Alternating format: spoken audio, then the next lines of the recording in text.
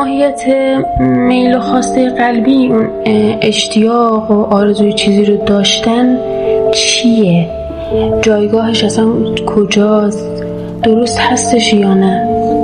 چیزی که اینجا خیلی واضح هست اینه که توی این عالم هیچ چیزی نیست که اشتباه یا بی‌معنی باشه. هر چیزی برای بودن خودش دلیلی داره به محکمی بودنش. توی سطحی از آگاهی وجود تضادها و چالش‌ها برای رشد و ارتقای ما خب ضروریه برای عبور.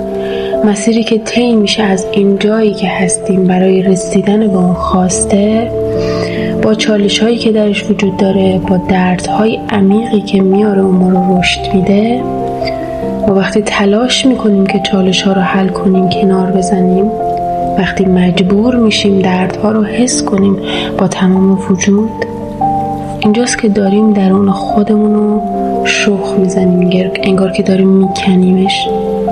و این همون عمیق‌تر شدن درون خودمونه برای رسیدن به همون گنج درونی که میگن.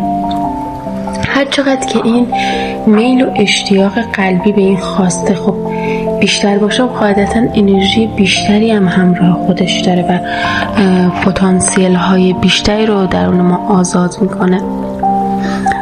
اینجوریه که مقاومت های درونی ما شکسته میشه و هر بار انگار که یک پله نزدیکتر میشه، ما رو نزدیکتر میکنه.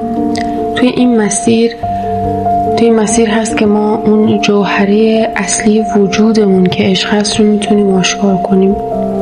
پس خواسته و آرزو وقتی که ما در ارتباط با قلبمون هستیم و اون اشتیاق لازم رو در ما به وجود میاره، در این سطح از آگاهی میتونه باعث رشدمون بشه.